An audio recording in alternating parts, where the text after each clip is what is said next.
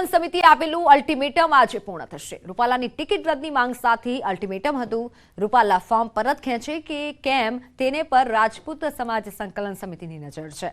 Ultimatum પૂર્ણ થતા રાજપૂત સંકલન સમિતિની બેઠક મળશે। અમદાવાદના ગોતામાં આ બેઠક મળશે। આગામી રણનીતિ નક્કી કરાશે। ગોતામાં બપોરે 4 વાગે સમિતિના 92 સભ્યો હાજર રહેશે। બેઠક બાદ સાંજે 7 વાગે સમિતિના સભ્યો પત્રકાર પરિષદ કરશે।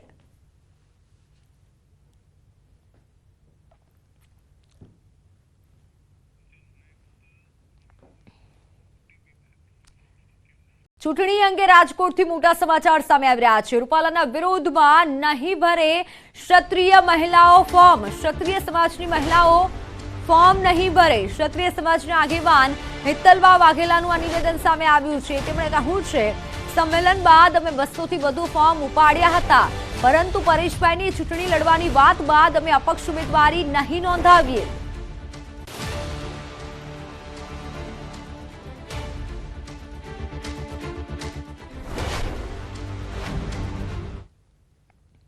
અમે 200+ ફોર્મ ઉપાડેલા હતા અને મહાસંમેલન અમારું જ્યારે કરવામાં આવેલું હતું 14 તારીખે ત્યાં સુધી 50%નું ડોક્યુમેન્ટેશન ફંડ બધું ક્લિયર કરી નાખેલું હતું ને અમે તૈયારીમાં પણ હતા કે ભાઈ અમે ફોર્મ ભરી દઈએ જો નામાંકન રદ ન થાય તો।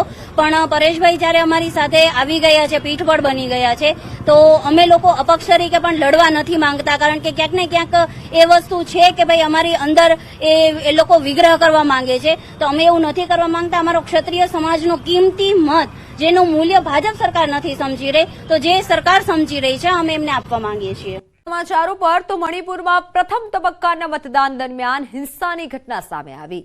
ઇમ્ફાલ વેસ્ટ હેઠળના ઇરોશી શિબ્બામાં મતદાન મથકમાં તોડફોડ કરાઈ। વોટિંગ મશીન, ઈવીએમ, વીવીપેટ અને અન્ય સાથે મતદાન મથકમાં તોડફોડ કરવામાં આવી, જેના કારણે વિસ્તારમાં તણાવ જોવા મળી રહ્યો છે। રાજ્યની 2 બેઠકો આંતરિક મણિપુર અને બાહ્ય મણિપુર પર આજે મતદાન થઈ રહ્યું છે। આઉટર સીટના હિંસા પ્રભાવિત વિસ્તારોમાં કેટલાક બૂથ પર 26 એપ્રિલે મતદાન થશે।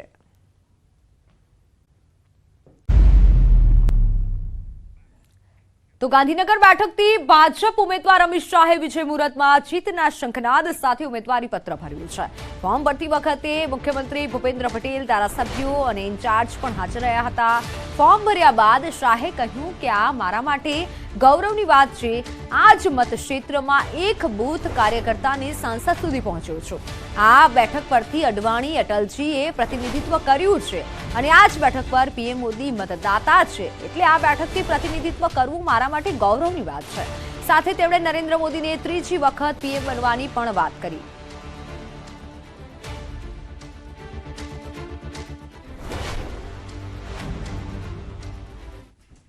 मेरे लिए एक बड़ा गौरव का विषय है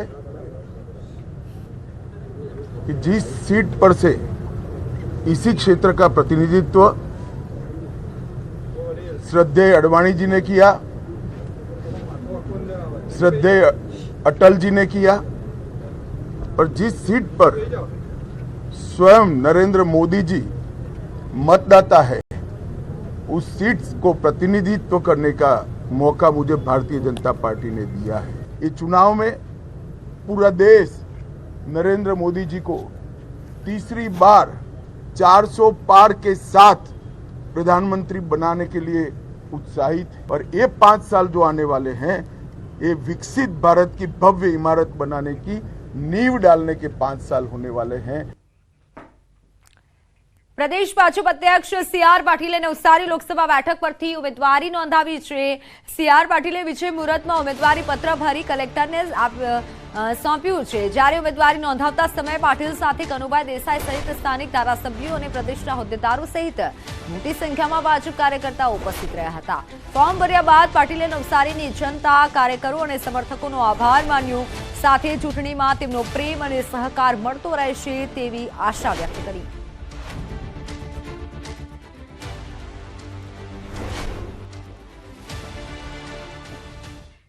ભાઈ બહેનોએ જે રીતે પાર્ટીના માધ્યમથી મને મત આપીને જીતાડ્યો, જેના માટે હું સૌ મતદાતા ભાઈ બહેનોનો પણ ખૂબ ખૂબ આભાર માનું છું।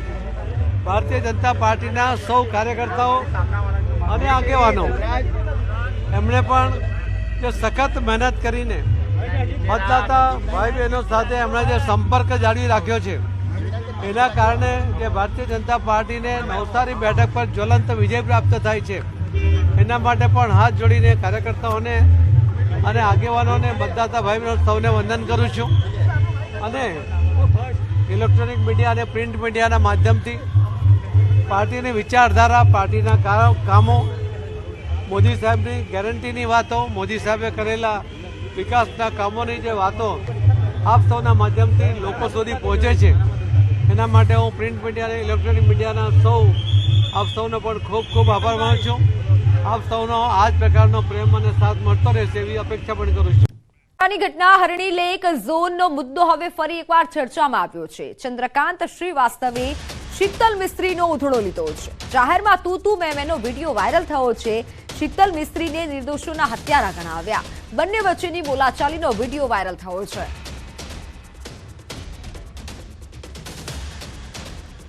વાત સુરતના લીંબાદ વિસ્તારમાં ડુપ્લિકેટ તેલ મળી આવ્યું છે. લીંબાદમાં આવેલ વિજયા લક્ષ્મી સુપર સ્ટોરમાં ડુપ્લિકેટ તેલ મળી આવ્યું. બ્રાન્ડેડ કંપનીના તેલના ડબ્બામાં ડુપ્લિકેટ તેલ આપવામાં આવતું હતું. વેપારી એસોસિએશનની ફરિયાદના આધારે લીંબાદ પોલીસને સાથે રાખી દરોડા પડાયા. 60 ડુપ્લિકેટ તેલના ડબ્બા અને અલગ અલગ બ્રાન્ડના 250 સ્ટીકર મળી આવ્યા. ડુપ્લિકેટ તેલના ડબ્બા પર લગાવવામાં આવતા ઢાંકણા એટલે કે 250 કેપ્સ્યુલ મળી આવ્યા.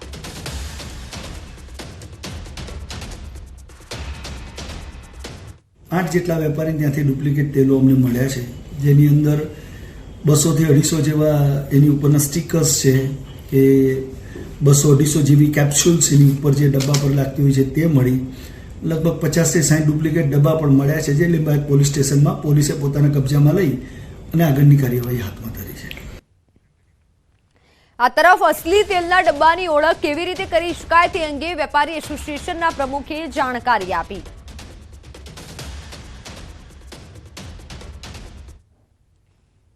કોઈ પણ સ્ટાન્ડર્ડ બ્રાન્ડની જે ગુજરાતમાં વેચાય છે એની વાત કરું છું, એની અંદર આ રીતે એમ્બોસ પ્રિન્ટ આવે. જે બ્રાન્ડ હોય એ બ્રાન્ડનું એમ્બોસ પ્રિન્ટ આની અંદર હોવું જોઈએ. અહીંયા ગુલાબ હોય તો ગુલાબનું હોય, દરેક કંપનીનું એમ્બોસ પ્રિન્ટ હોવું જોઈએ, આ હોવું જોઈએ.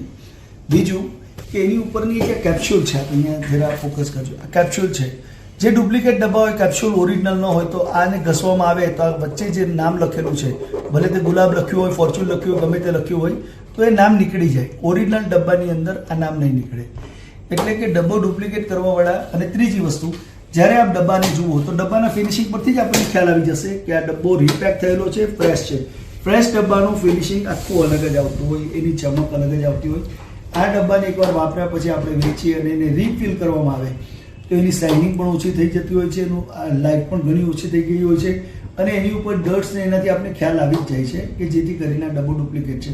એટલે ખાસ મારા ગ્રાહક મિત્રોને કહેવું કે જ્યારે પણ કોઈ પણ ડબ્બો ખરીદો, કોઈ પણ સ્ટાન્ડર્ડ બ્રાન્ડ હોય, એમના ત્યાં ટીન્સનું મેન્યુફેક્ચરિંગ ઇનહાઉસ હોય. વડોદરામાં દિવાળીપુરા કોર્ટ નજીક યુવકની હત્યા મામલે ખુલાસા થયા છે. યુવકના મિત્રએ જ યુવકની હત્યા કરી હતી. મૃતકે ગર્લફ્રેન્ડ કેમ નથી તે બી મજાક કરી હતી અને જે વાતની દાજ રાખી સગીર મિત્રએ હત્યાના ઈરાદે મૃતક દિશાંતને ફોન કરી બોલાવ્યો હતો. હત્યા થઈ ત્યારે 4 મિત્ર હાજર હતા. મૃતક દિશાંતની પાછળ ચાકુ લઈ અને દોડેલા સગીરને લોકોએ નજરે નિહાળ્યો હતો. પોલીસે હત્યારા સગીર યુવક અને તેના સાગરીતને ઝડપી પાડ્યો છે. હત્યારાએ તાજેતરમાં ધોરણ 12ની પરીક્ષા આપી હતી.